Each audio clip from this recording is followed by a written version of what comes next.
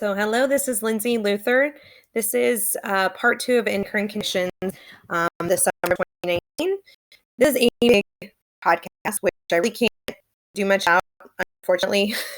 There's just a lot to cover. So we already went through all of the thyroid conditions, and now we're going to move on to the other glands that can dysfunction within the endocrine system. This is going to be a little bit more rapid fire. We're not going to go as deeply into this as we did with the thyroid, just because these conditions do show up on your boards, and they show up in your clinic, but they're not going to show up nearly as often as the thyroid is. So let's get started.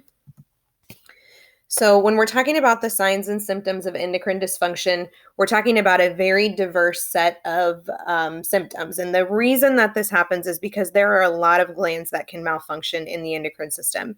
I told you before we started the thyroid module that if you are not feeling very strong about your feedback mechanisms in terms of the hypothalamus and the pituitary and how it impacts each of these glands within the body, that this is a really good opportunity for you to go back and start with that before you move forward with the lecture. And that's true here as well.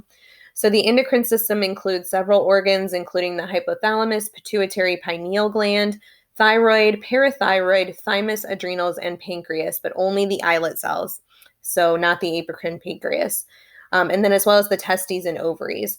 And so there are some signs and symptoms which are likely to indicate endocrine dysfunction, and these include kind of vague constitutional concerns like unplanned weight change, fatigue, changes in energy, or impaired growth.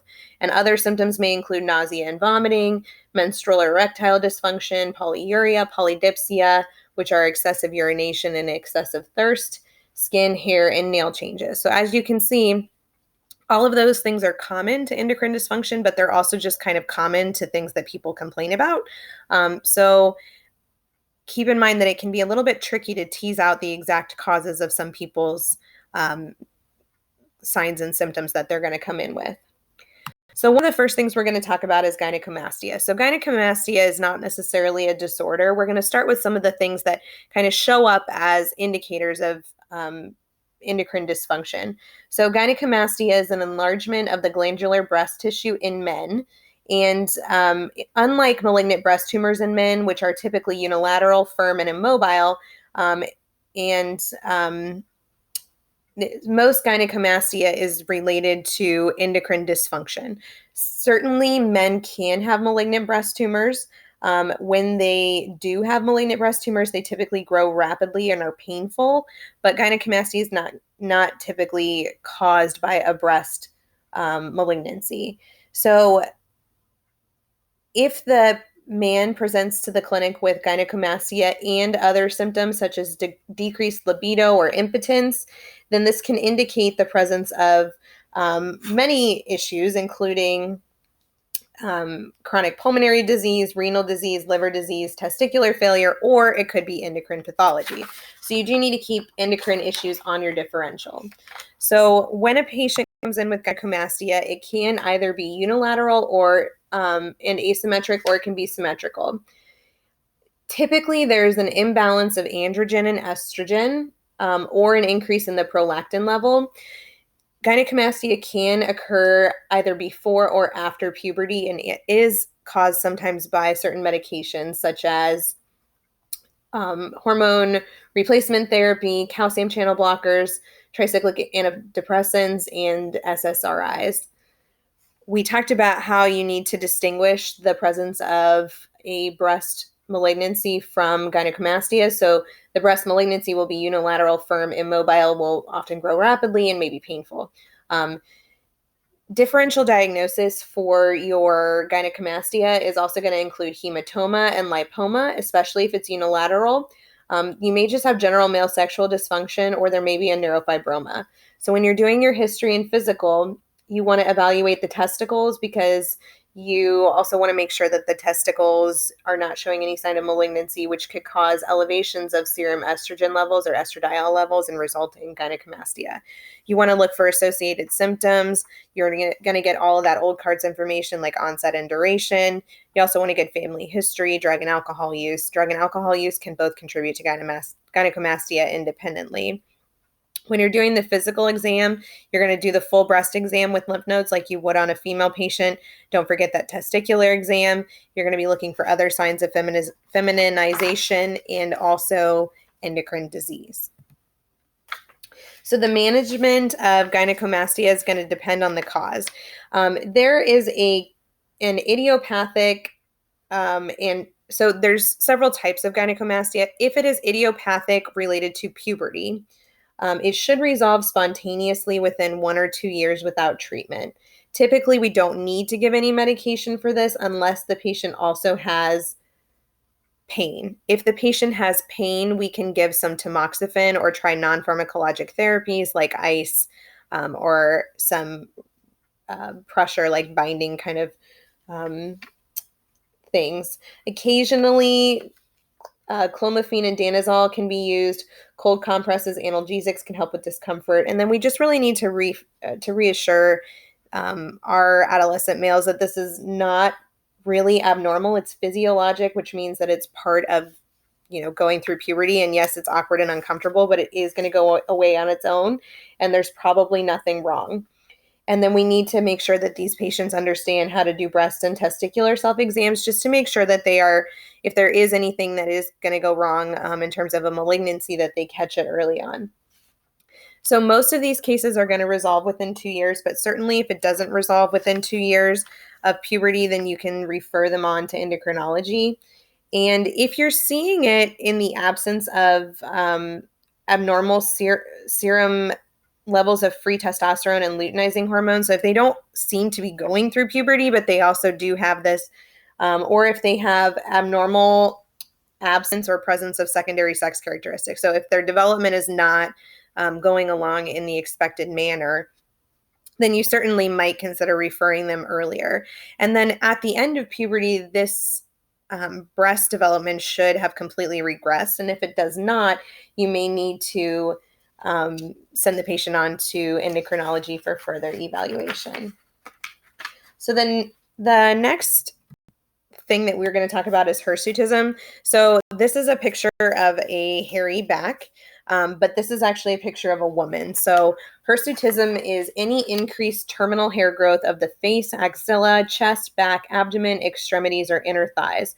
So terminal hairs are the thick, long, dark hairs, which increase in the presence of high androgen levels, so the kind that come on during puberty, as opposed to the fine, downy, vellus hair that exists all over the body prior to puberty. About 87% of cases of hirsutism are going to be either idiopathic or caused by polycystic ovarian syndrome. Idiopathic is actually the most common cause, but it's a diagnosis of exclusion, which means that we need to be careful that we don't just assume it's idiopathic without doing a good workup. About half of women with hirsutism have some amount of androgen excess, whether that's from increased production from PCOS or adrenal gland dysfunction or a tumor of the ovary or adrenal gland. If there is adrenal gland dysfunction or a tumor, typically there will be associated signs and symptoms. Patients can also experience hirsutism when they have increased sensitivity to normal levels of androgens. The most of the idiopathic and benign cases of hirsutism will begin with the onset of puberty. If this hirsutism is beginning in middle age, it's more likely to suggest an ovarian or adrenal tumor. Other causes can include Cushing syndrome, congenital adrenal hyperplasia, so if this is happening in small children, or PCOS. So we always need to be sure too that we're ruling out the patient who might be using exogenous testosterone, so testosterone ingestion, and this is especially common among young female athletes. There is a scale which you can see here on the right side. I don't know if you can see those tiny numbers, but it's called the Ferriman and Galway scale, and it's useful for grading the severity of hirsutism.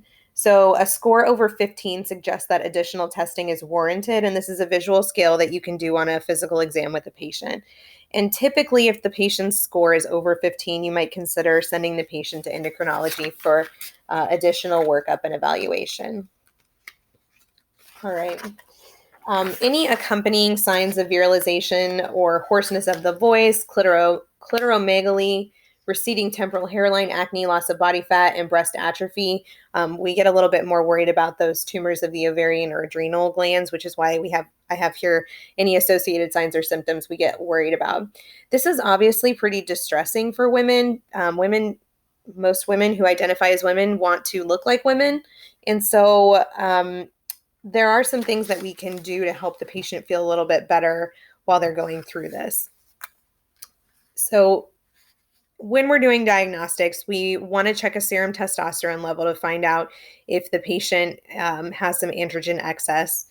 If both hyperandrogenism and insulin resistance can decrease the sex steroid binding globulin, and this can make the free testosterone level high, even in the absence of a total testosterone level in excess. So even if the serum testosterone level is high, even if the serum testosterone level is normal, the free testosterone level may be high due to either hyperandrogenism or insulin resistance.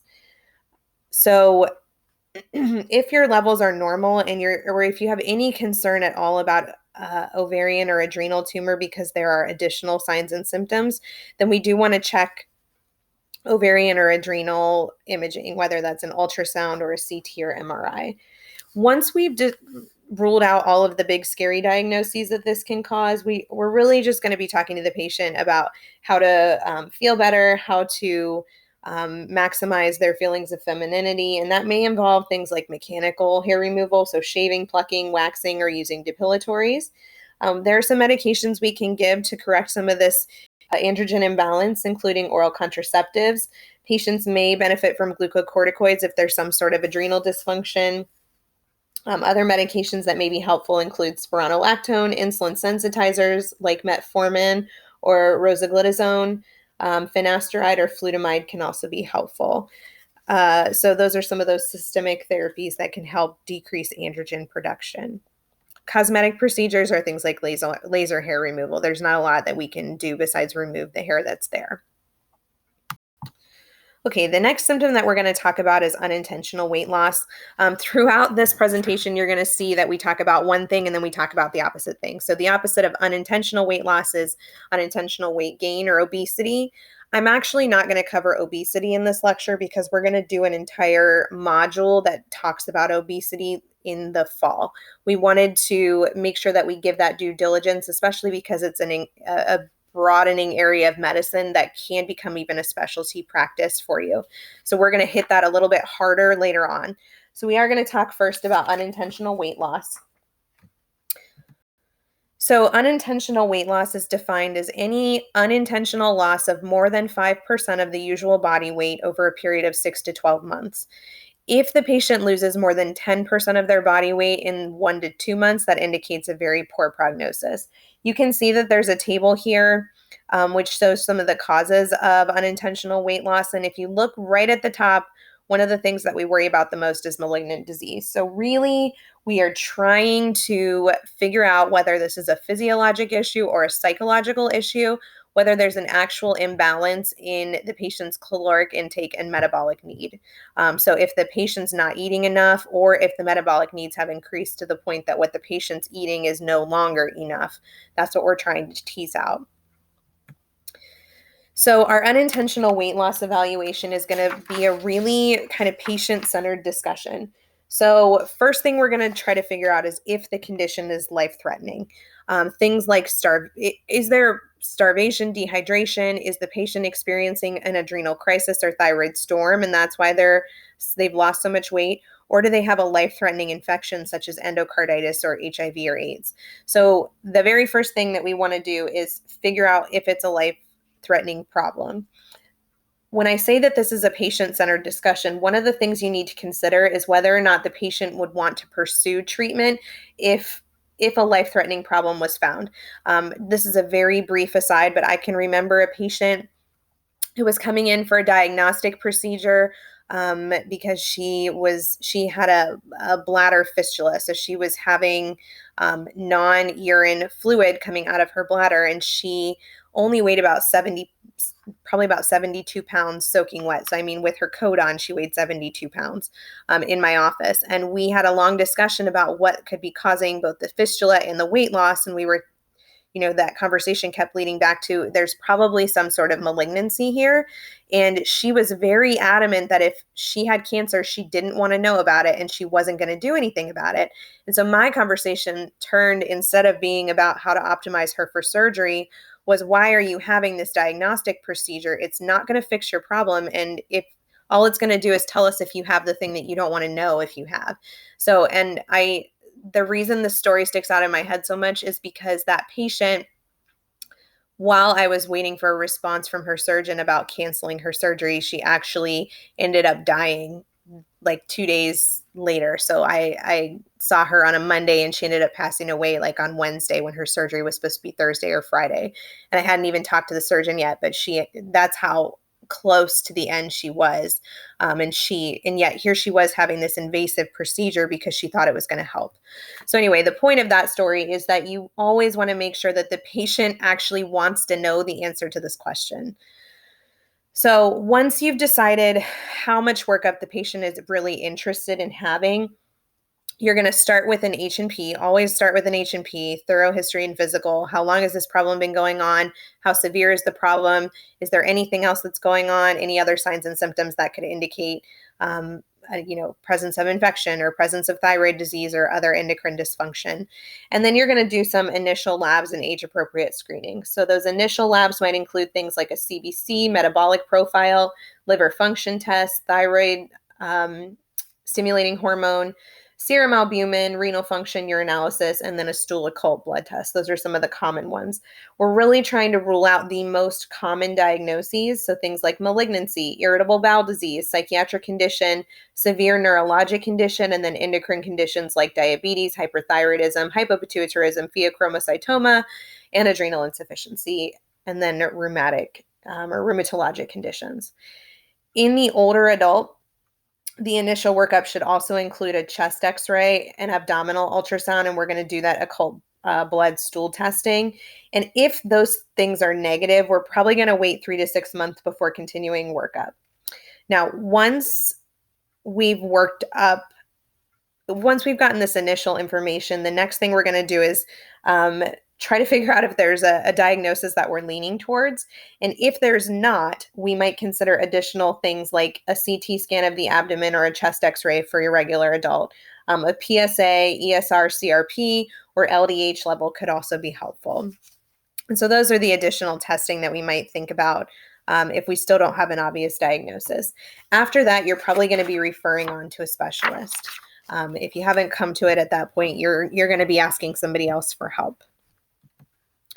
Okay, so we're going to talk a little bit about the different types of endocrine conditions that cause pathology. So I mentioned before that one of the things that's challenging about the endocrine system is there are a lot of ways that it can go wrong.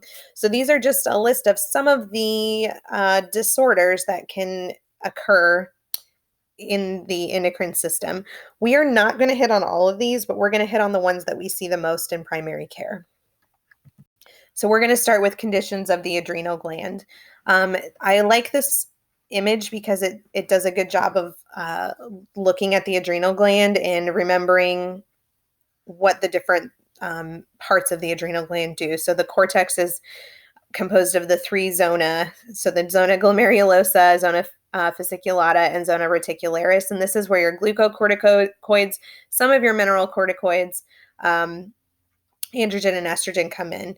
And then the medulla is going to make all your catecholamines, so like the epinephrine, norepinephrine, and dopamine. So if this is a really good slide to just hang on to, it also has a little bit of a hint about the pituitary, reminds you that the pituitary stimulates the cortex.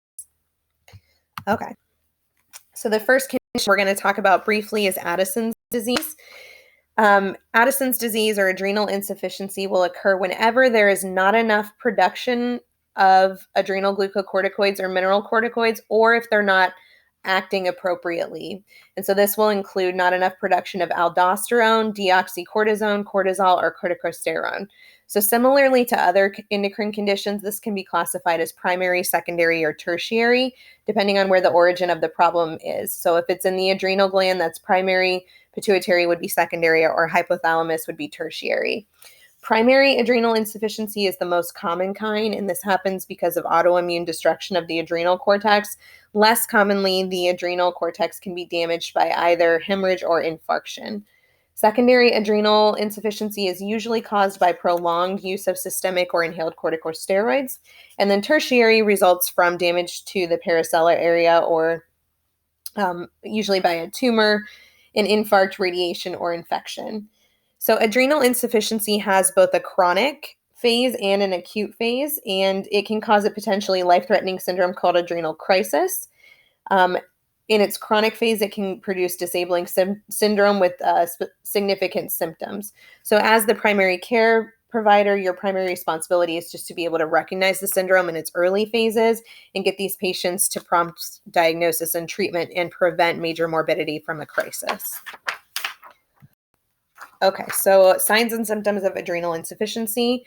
You can read them here. One of the ones I want to call your attention to is the hyperpigmentation. So the thing about the hyperpigmentation is that these patients will look like they have the best suntan you've ever seen. It's very much like a brown, caramel colored suntan. And you may notice that a patient that never used to look like that suddenly looks like that. Or over the course of several months is getting browner and browner and browner, but it's kind of inappropriate. They don't leave the house. They're very tired. They feel terrible. And yet they seem to have this marvelous suntan. And so that's a red flag. This can also be accompanied by hypotension, weight loss, some electrolyte imbalances, typically low electrolytes, natremia, and glucose, but hyperkalemia. And that's due to a lack of adrenal cortisol.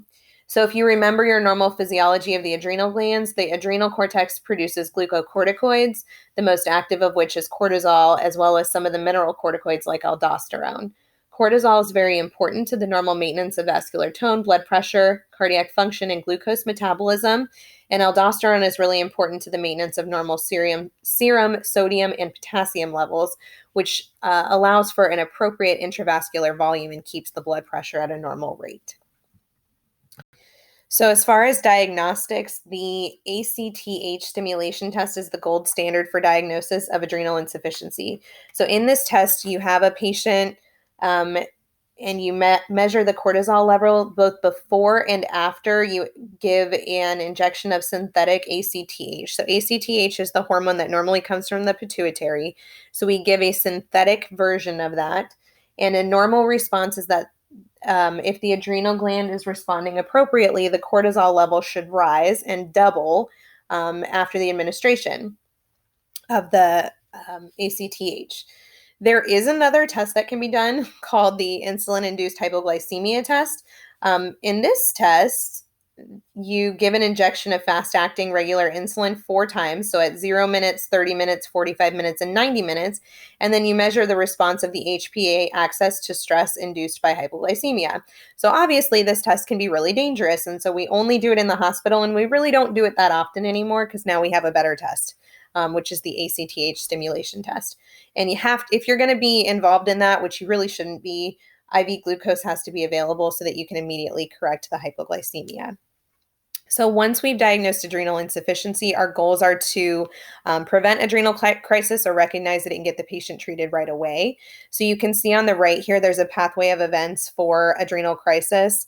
And it shows you what you should do to, prevent the patient from progressing into cardiac arrest, brain coma, and then ultimately death. So basically, if they are having a deficiency in mineral corticoids, you do aldosterone replacement with fludrocortisone. And if they are having a glucocorticoid deficiency, you give hydrocortisone, prednisone, or dexamethasone. Most of these patients are going to need lifelong steroids, whichever, if they're deficient in the glucocorticoid or the mineral corticoid, you're going to replace whichever one they need. And then they're going to need higher salt intakes for the rest of their lives. Obviously, you're going to do most of this. Like once you figure out that this patient has adrenal insufficiency, you're going to get them into endocrinology as soon as possible. This is the kind of thing I wouldn't be waiting days to weeks to get them into endocrinology. I would be scheduling that test and or referring to endocrinology at the same time. So the opposite of adrenal insufficiency is Cushing syndrome. Sometimes you'll hear Cushing syndrome described as Cushing's disease. Cushing's disease is the primary form of Cushing syndrome, which is, the secondary form of Cushing syndrome, specifically caused by a pituitary adenoma or other non-pituitary neoplasms. So we're going to talk about Cushing syndrome. Really, the only difference between the syndrome and the disease is the origin of where it's coming from. We see Cushing syndrome more commonly in female patients and in those with poorly controlled type 2 diabetes, hypertension, and early osteoporosis. So let's get in here. This is just some of the typical features that you'll see, and we'll talk about this more in just a minute. So Cushing syndrome will cause persistently inappropriately elevated levels of cortisol in the blood, and this is because there's hypertrophy of the adrenal cortex. We see this in somewhere around 39 to 79 million people in the world. Females are 3 times more likely to have it, and then there's a couple types. So there's ACTH dependent, which is pituitary dependent, and this is Cushing's disease. So the pituitary is making too much ACTH because of a tumor, and this results in the adrenal gland hypertrophying and then producing excess cortisol. There is ACTH independent, which we call Cushing syndrome, and this can be iatrogenic. So if we give patients too much steroids, whether they have, really severe COPD or they may have another issue. For example, if they have overtreated adrenal insufficiency, you can actually cause Cushing syndrome. But usually it's more for like the prolonged COPDers or other issues like that. A tumor of the adrenal cortex can also create a Cushing syndrome, as can dysplasia of the adrenal gland. So the clinical presentation, you're going to get some subjective complaints such as weight gain, back pain, headaches, skin changes, muscle weakness, irritability, emotional lability, and poor sleep. Women and men may complain of sexual dysfunction. Women may have hirsutism, as we talked about a few minutes ago. The excess fat distribution around the face, called moon face, and in the supraclavicular or buffalo hump or supraclavicular and dorsoclavicular, which is the buffalo hump, are pretty much pathognomonic for Cushing syndrome, meaning that if you see those, you should be thinking Cushing syndrome.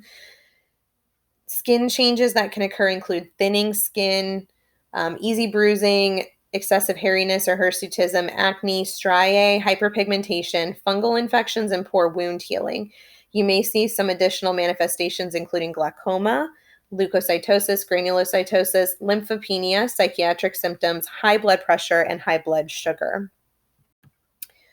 So the Endocrine Society guidelines suggest that we should screen patients who have weight gain and central fat redistribution and or multiple progressive features of Cushing syndrome.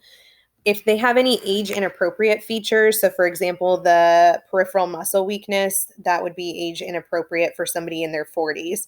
So they should be screened.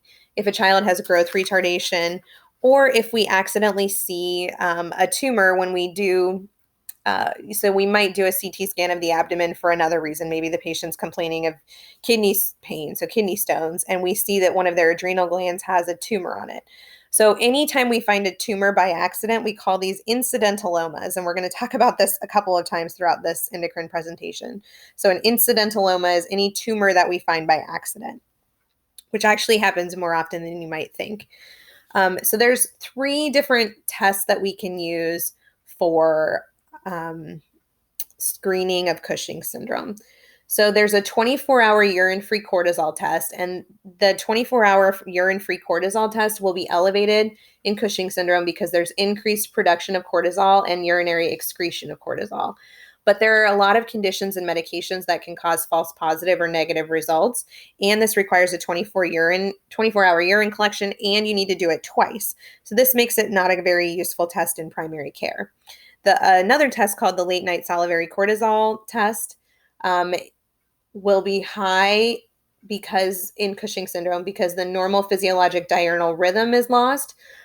So you're not getting that diurnal pump of cortisol. And so the cortisol level does not decrease at night like it should. The benefits of this include that it's easy to do at home because the patient really just puts the stick in their mouth and then can put it in the refrigerator and store it for several days, and then it can be sent to a lab. But you really can't use this test if the patient has any type of issue such as sleep disruption, uses oral contaminants, so if they're a smoker, if they're chewing tobacco, or if they brush their teeth overly vigorously. This test can be thrown off in depression or severe illness as well. So those are problematic things about the test. Because of that, the test that we mostly use is the 1 milligram overnight dexamethasone suppression test, because this is the most useful test in primary care.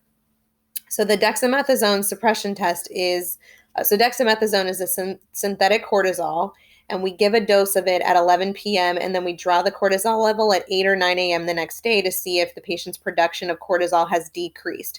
So if the HPA axis is working properly, then the cortisol level should decrease when we give a dexamethasone level, because it shouldn't be making more.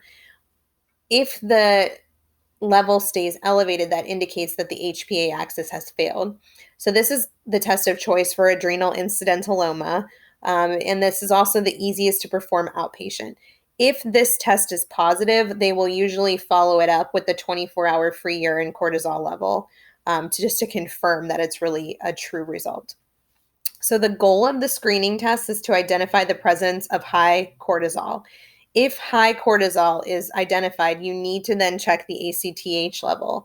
This will help to tell you whether or not the feedback system is still working properly or not. So this tells you whether it's a primary or it's not a primary. So if the ACTH is low, then most likely an adrenal tumor is the issue. If it's high, it could be an adrenal tumor. It could be an adrenal tissue or an ectopic tumor. The ACTH assay is a little bit tricky to collect, and there's some very specific guidelines. So the patient needs to go to a lab that specializes in this. So you can refer to endocrinology and start working on the process of getting this patient set up.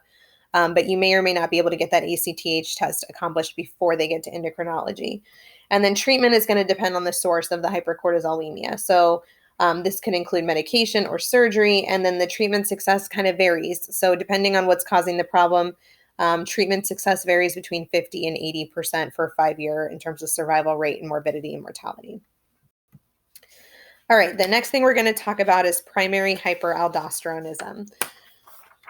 So hyperaldosteronism is an underappreciated cause of hypertension and may actually be responsible for up to 5 to 10% of cases of hypertension overall. So individuals should be screened if they are hypertensive and they have additional symptoms. So for example, some of the things that make it more likely to be secondary to hyperaldosteronism is if they have an onset before the age of 50, if they have symptoms that suggest pheochromocytoma, such as headache, sweating, or palpitations, if they have a drug-resistant hypertension that persists despite the use of 3 or more medications at maximal dosing, so their blood pressure is still not well controlled. If they are also found to have a adrenal incidentalloma or have sleep apnea or have a family history of early onset hypertension or a CVA before the age of 40, or if they have a first degree relative with primary aldosteronism. Some patients could also be screened if they are on an antihypertensive that is a diuretic, but it's a low dose and they end up with an unexplained hypokalemia, they are more likely to have a hyperaldosteronism, or if they present with a Cushingoid appearance or an abdominal bruit. So primary hyperaldosteronism can be caused by a couple of things. The 2 most common things are adrenal adenoma and bilateral idiopathic hyperaldosteronism. So in this situation, high levels of aldosterone are produced by the adrenal glands, and this increases the retention of sodium by the kidneys. The renin levels will depend on what's causing the hyperaldosteronism. So remember that the plasma renin decreases in response to elevated angiotensin II levels. So the angiotensin II goes up because of the aldosterone, and then the renin goes down because of the angiotensin II. And that's a normal feedback system. So in primary hyperaldosteronism, though, these feedback mechanisms don't control the aldosterone levels, and renin will still be high as opposed to low. So the photo on this slide is actually showing an adrenal adenoma that was secreting both aldosterone and cortisol. So this was an especially complicated tumor, but I just wanted to give you an idea of what this can look like. So that's an adrenal adenoma. So in terms of clinical manifestations, you're going to see secondary hypertension. You may see some electrolyte abnormalities such as high sodium and serum bicarbonate and low potassium. The patient may have some fatigue, polyuria, and muscle weakness secondary to these abnormalities. And the serum and urine aldosterone levels will be high, but the plasma renin level will be low. The initial testing are the tests that you can use are either the PRA or the PAC. These can be measured in a seated ambulatory patient in the morning. So the patient needs to be awake and out of bed for at least 2 hours, then come into the clinic and be seated for a certain, I think it's 15 minutes. And then if the test is positive, the patient is then going to need some additional sequential testing to fully diagnose. So as the primary care provider, what I would suggest is that you recognize patients who are at high risk for hyperaldosteronism and who should be screened for it. And then you get that patient to a provider who can help you facilitate the process. There are some drugs that can interfere with these tests, which is part of the reason why I wouldn't suggest ordering them yourself. So spironolactone, ACE inhibitors, ARBs, and direct renin inhibitors can all confound the results of the test. And because those are often going to be, these are going to be the patients who are on, 2 or 3 different types of blood pressure medications or even more, they are likely to be on one of those medications. So get them to endocrinology if you suspect it. All right, so let's talk about the parathyroid and some of the metabolic conditions. The parathyroid is a little bit complicated because it very much involves the kidneys. And so if you don't understand the way that the parathyroid and the kidneys work together and the bones work together, then you really need to make sure that you go back and review this. So this slide kind of goes over the homeostasis of blood calcium levels, which will be important to understanding parathyroid conditions. Okay, so the first thing we're going to talk about is hypoparathyroidism. So this is a very uncommon disorder that causes in which the parathyroid gland does not make enough parathyroid hormone. So when it doesn't make enough parathyroid hormone, this results in hypocalcemia, and thus the clinical manifestations of hypoparathyroidism are secondary to hypocalcemia. So there may be a normal vitamin D level and high phosphate level as well. Again, this condition is pretty uncommon, and typically it results from surgical damage to the parathyroid glands or from autoimmune and infiltrative disease, hereditary conditions, or sometimes it can happen idiopathically. As the primary care provider, your responsibility is just to recognize hypoparathyroidism and then get the patient to either a metabolic or endocrine specialist who can complete the diagnostic workup for this. You want to keep a special eye out for patients who have had these disorders here on the right, or those surgeries on the right. Okay, so hyperparathyroidism is much more common to see in clinical practice. We're going to talk about 2 of the types of hyperparathyroidism. We're going to talk about primary and secondary. So remember that parathyroid hormone is released by the parathyroid glands and has several physiologic functions. The primary, and I'm going to call it PTH from now on because it's just a lot easier. So PTH stimulates So PTH functions to increase the serum calcium level, and it does this by encouraging the osteoclasts in the bone to release calcium from the bone, so to break down the bones and release calcium into the serum. So PTH also increases the absorption of calcium from the intestines by altering the metabolism of vitamin D. And then finally, it encourages resorption of calcium from the kidney, so it prevents excretion of calcium by the kidneys into the urine.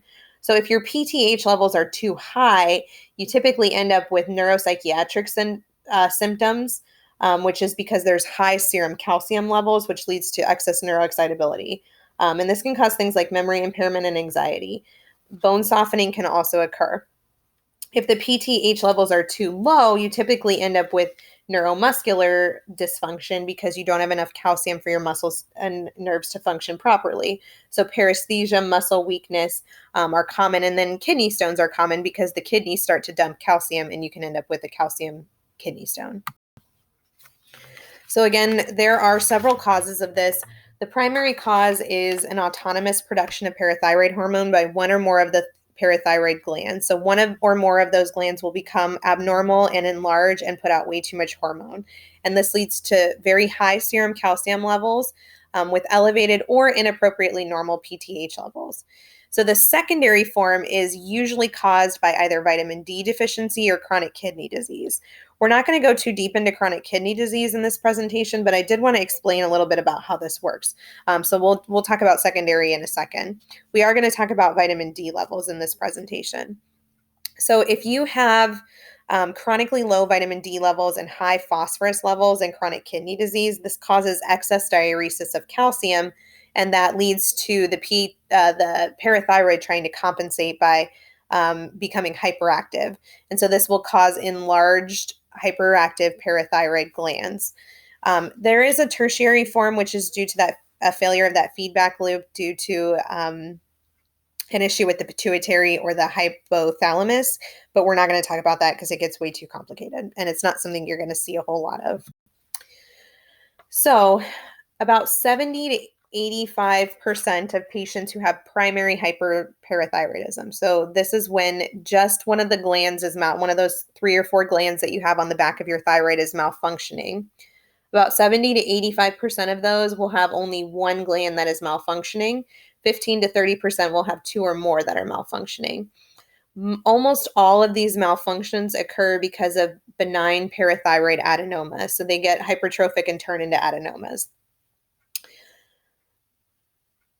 When you're doing your workup, your history and physical is basically aimed to identify signs and symptoms and make sure that so that you document them so that after they have surgery to remove the gland that is not functioning or is over functioning, that you can document that their symptoms have resolved.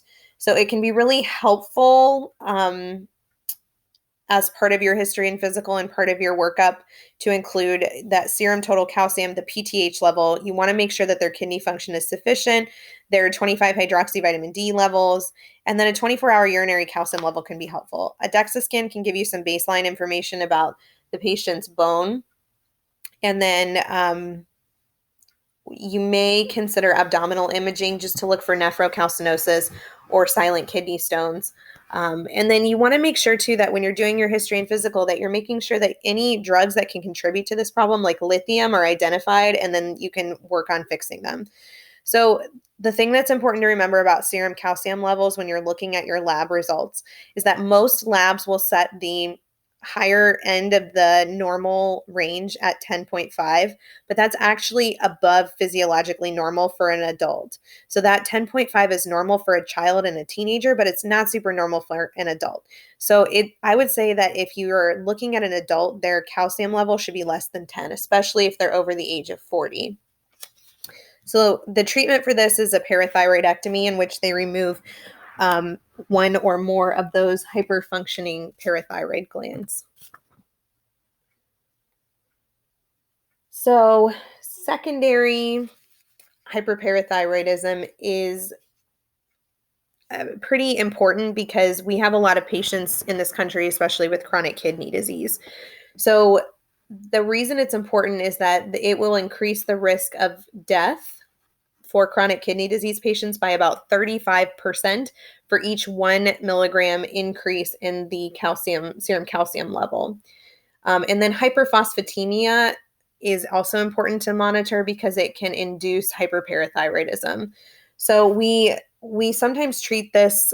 So first of all, we screen all of our patients who have CKD for this. Depending on what their GFR is how it will identify how quickly we're going to screen them. We're going to check calcium levels, phosphate levels, a PTH level, and then we're going to check their vitamin D levels at least once a year. So if the patient has hyperphosphatemia, first we're going to restrict their dietary phosphate because we don't want them to develop a secondary hyperparathyroidism because of hyperphosphatemia. So we're going to restrict their dietary phosphate and we're going to prescribe phosphate binders. The ones that we use the most are sevelamer and the lanthanum carbonate. There are some phosphate binders which contain calcium, which we don't want to use because if we elevate the calcium, they can end up with hyperparathyroidism. So we don't want to do that either. We certainly don't want to cause those calcium complications. If the patient has hypocalcemia, we will treat them only if they are symptomatic or moderate to severe. So they have to have a calcium level below 7.5. And then if they have a vitamin D deficiency, we'll usually treat them with calcitrol as long as their serum phosphate is normal. We can't give calcitrol if their serum phosphate is abnormal. All right, so let's talk a little bit about vitamin D deficiency. So what's funny about vitamin D deficiency is that it's super common to the point that, so here, let me tell you some statistics about this. So in the US, Europe, and Canada, among elderly men and women living in the community, children, young adults, and middle-aged adults, the prevalence is somewhere between 20 and 100%. Now, 20 to 100% is a very large range. That doesn't tell us a whole lot. But we do know that sunscreen blocks about 95% of vitamin D production in people who wear sunscreen, and that African Americans and Hispanics with darker skin are at a particularly high risk for vitamin D deficiency because they need somewhere between 3 and 5 times higher levels of sun exposure to create the same amount of vitamin D as their white counterparts. Obese patients are also more likely to be vitamin D deficient, as are patients taking HIV medications, anticonvulsants, and those who have disorders of chronic granuloma-forming disease, lymphoma, or primary hyperparathyroidism, or fat malabsorption syndrome. So that is a lot of people. So by the time you put all those different people together, pretty much everybody is at risk for vitamin D deficiency. So most of our guidelines don't recommend that we screen everybody in the population, but pretty much everybody at the population is at risk. And so they do recommend that we screen anybody who has risk factors. So pretty much everybody, most people can be screened reasonably. We decide if the patient has either an insufficiency or deficiency based on how low their vitamin D level is. The vitamin D test that we use for screening is the 25-hydroxyvitamin D test, as opposed to the other one, which is the 1,2,5, and then it's very long. I think it's hydroxy, whatever. We don't use that one because it's not as sensitive. So we're going to use the 25-hydroxyvitamin D test. The primary cause, as I said before, is a lack of exposure to sunlight, and this can cause problems with the metabolism of calcium, phosphorus, and bone, and then it can lead to secondary hyperparathyroidism. So you can see here on the right some of the symptoms that occur, and this is because the deficiency of vitamin D prevents dietary calcium and phosphorus from being absorbed properly, which results in high levels of PTH, which allows for the maintenance of normal serum calcium and phosphates by pulling calcium from the skeletons and then increasing the phosphorus wasting by the kidneys. Then that results in patchy bone weakness and low to normal phosphorus levels. And so without appropriate amounts of phosphorus, there's no bone mineralization. And this is what causes the symptoms of rickets in children, because children are growing really quickly. And so they can't mineralize their bones get soft, and they end up with that bowed leg appearance. So when we treat vitamin D deficiency, we're going to supplement with either vitamin D2 or vitamin D3. There are different dosing options that are available at a daily dose, but the way that I think is the easiest way to remember this is that you can give any age range, so from 1 to 150,000 units of vitamin D2 or vitamin D3 weekly for 6 to 8 weeks until the level is over 30. So you get them back to baseline of normal, which is over 30.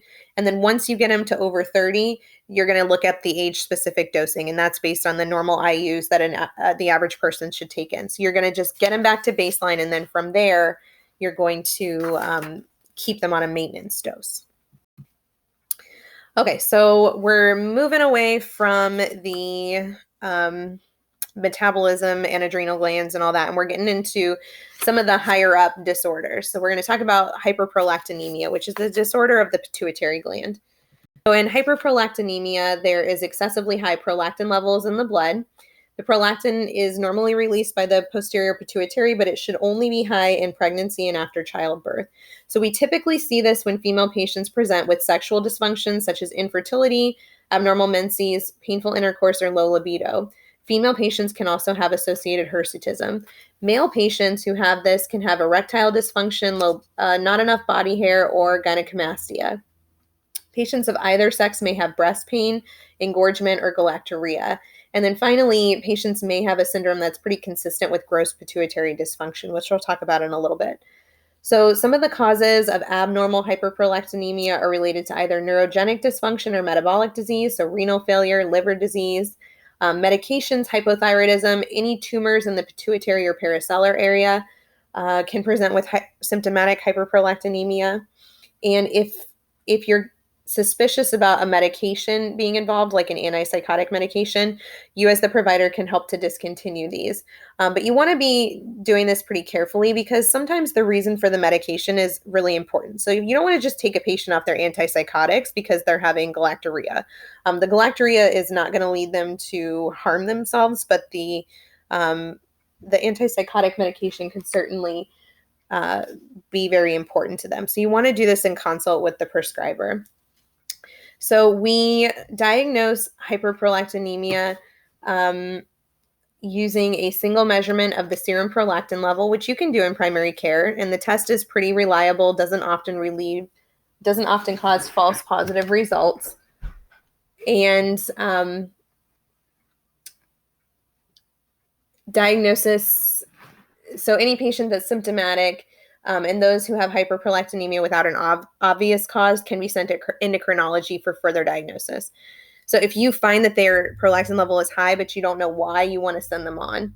And then one thing you need to just keep in mind is that they can have a prolactinoma or a prolactin-producing adenoma of the pituitary gland.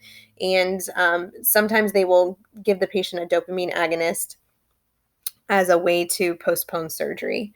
So as the primary care provider, your role is basically to recognize patients who present with signs and symptoms of high prolactin levels, to understand the possible causes and then get them to the right provider so that they can be diagnosed and get treatment. You can also do that initial diagnostic test. I did want to just mention to you that there is a physiologically inactive form of prolactin called macroprolactin that a small subset of the population will make. And this can cause the serum prolactin level to look high, but the patient won't be affected. So you're not going to be screening patients who are not symptomatic for this. And if you were to somehow see a high prolactin level but not know why, then you may try looking at that macroprolactin. So we talked about diagnosis. We don't treat anybody, asymptomatic patients who have drug-induced hyperprolactinemia, and then the treatment that we do recommend is going to depend on the underlying cause. All right, we're almost at the end here. So hypopituitarism. So hypopituitarism is a failure of the pituitary. So this manifests as a failure of one or more of the hormones of the pituitary. So you need to remember what hormones are produced by the anterior pituitary. These include ACTH, which will cause a syndrome that looks like adrenal insufficiency. TSH, if it's low, can look like hypothyroidism. LH-FSH can cause sexual dysfunction and infertility. Growth hormone inadequacy can cause growth retardation in children. Lethargy, increased fat mass. A low prolactin level can can cause an inability to breastfeed. And then the posterior pituitary is involved in with antidiuretic hormone and oxytocin. So the patient could look like they have diabetes insipidus, which we're going to talk about later when we talk about metabolic disease, or they could have an issue with oxytocin levels and, again, not be able to breastfeed. So when we see a patient that we suspect has more than one endocrine failure, especially if it looks like a secondary endocrine failure, our diagnostic effort is going to be to identify where the central dysfunction is. So, for example, as we discussed in the thyroid lecture, if you have a low free T4, but your TSH is normal, low, or only mildly elevated, that suggests a central hypothyroidism. So in that patient, we're already going to be referring them to endocrinology. But what we also want to be aware of is, do they have other symptoms that may also suggest an additional pituitary malfunction? So just keep these people on your radar. And when they come to you in primary care, they will often already have an endocrinologist, and they may be on one or more of these medications. And when you're going to really have issues with this is if they decide, I want to have a baby, or I'm having menstrual dysfunction, and you want to, help them tease out whether or not it's a function of that hypopituitarism or if it's a function of something else, if there's something else going on there. So we talked about incidentalomas. This is something you may come across in primary care just because we do imaging of the head for a variety of reasons, and you may find one by accident when you're not looking for one. And this is why we always tell you that you want to think twice before ordering a test, because sometimes your tests are going to give you results that just kind of confuse you and that may or may not be clinically relevant, and they can lead to this whole cascade of additional testing. It is very common. Macroadenomas of the pituitary are super common. So if you autopsied everybody's brain, about 10.6% of people are found to have a pituitary adenoma. So usually people who get autopsies are older people with health problems, but not always. And so, that's probably a little bit high compared to the general population. So, all those people are dead, but that's also more than is just like an incidental finding. So males and females are equally likely to have these, and almost all of them are microadenomas. A very small number of pituitary tumors end up being intracellular tumors of non-pituitary origins. So again, common, usually benign. They don't normally require surgery. We usually find them by accident on a CT or MRI that's done for a different reason.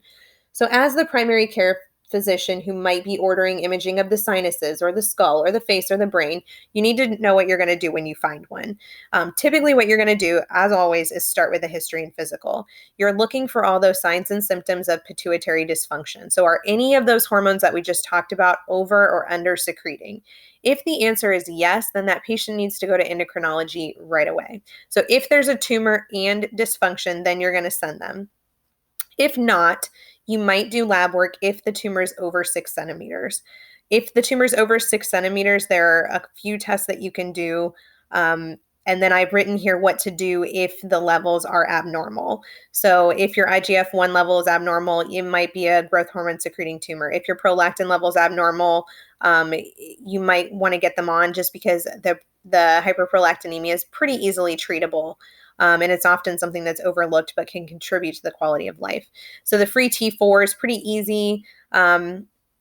About 28% of these patients with pituitary issues will have a thyroid dysfunction. The cortisol level you may go looking at, because about 18% of patients with pituitary incidentalomas will have some level of cortisol dysfunction. If their TSH, lutein, I think that's supposed to say LH, I apologize, LH or FSH is abnormal, you're wanting to get an expert opinion. If you decide that you're not going to go looking for trouble and you're not going to test anything, then you might at least consider an MRI every 3 years, or yearly for 3 years, to look for growth. Okay, y'all tired? I'm a little bit tired. So we're going to do this last one, and this is it, I promise. So our last condition is multiple endocrine neoplasia. I just want you to be aware of this. This is one of those familial endocrine disorders that you may see. The reason I want you to be especially aware of this is because sometimes you may see a disorder like hyperparathyroidism or medullary thyroid cancer or pheochromocytoma or hypercalcemia, and you may think, oh, they have this one thing. But really, this may be part of a larger syndrome, and this is why a history is so important. You have to be getting a family history to make sure that they're not going to develop a different syndrome, because the death rate for these is very high. And these patients can have significant morbidity and mortality.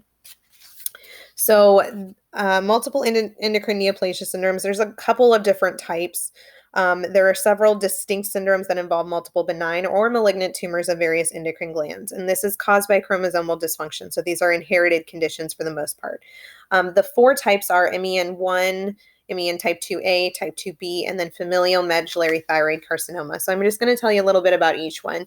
So Wermer syndrome, or type 1, causes aggressive benign pituitary adenomas, parathyroid tumors, and enteropancreatic tumors. These patients will present with compressive symptoms and pituitary hormone hypersecretion.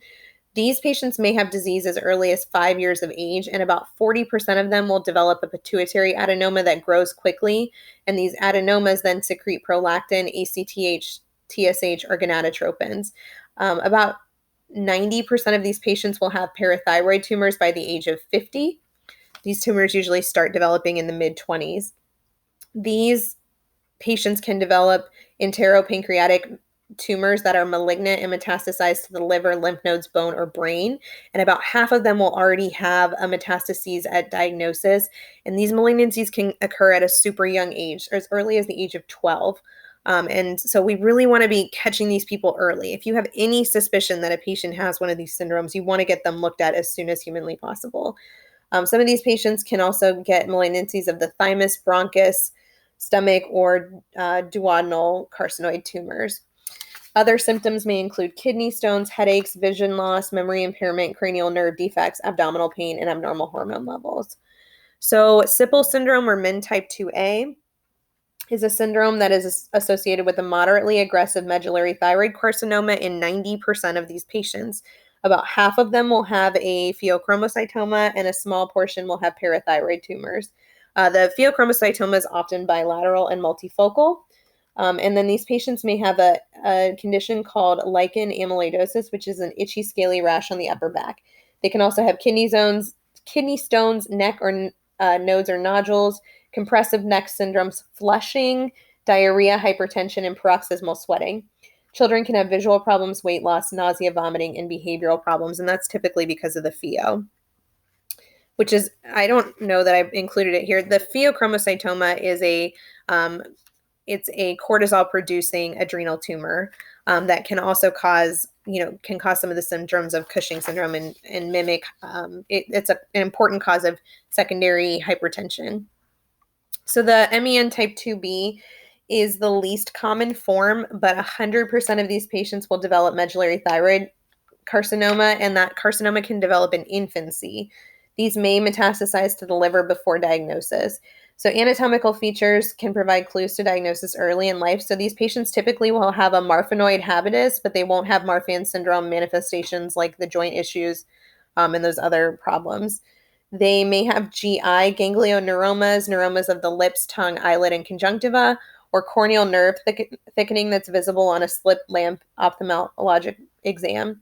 They may also have some skeletal abnormalities like scoliosis or hyperflexibility or foot deformities. Symptoms include the symptoms of medullary thyroid carcinoma and pheochromocytoma. And then lastly, the familial medullary thyroid carcinoma it's just one endocrine tumor, but it's considered a mild form of Sippel syndrome, or MEN 2A. So we also need to check for pheochromocytoma in these patients. And this disorder is diagnosed when there are at least 4 cases of medullary thyroid carcinoma in the same family. And fortunately, this thyroid cancer tends to be less aggressive and develops in adulthood as opposed to the MEN type 2 syndrome. So any patient that you suspect that has multiple endocrine neoplasia should have a complete history and physical and a very thorough family history. This is probably one of those times you're going to actually do a genogram. There's not a lot of times you're going to do one, but this is one case where you would. And it is possible that the patient is the first in their family to have this disorder because they may have a spontaneous mutation in those chromosomes. So not all of these are inherited. Some of them may be spontaneous mutations. But we diagnose based on a combination of the abnormalities and genetic testing. And so we suggest the genetic testing because it can help determine the exact codon mutation. And this can provide some information as far as relative risk for other family members and for the patient. And then the further workup for these patients may include MRI, CT biopsy, hormone levels, CEA titer, and calcitonin levels. So we really just want to be aware that these patients exist and make sure that we keep them on our radar, because this can be a major life-altering situation for our patients and for entire families. So just be aware of this. So that concludes this presentation. I know that was a lot, very fast, and I hope that you got a lot out of this. If you have more interest in any of these specifically, I would suggest that you check out the references. And then as always, if you have questions, you can post them to that 24-hour office hours discussion board. Thank you so much.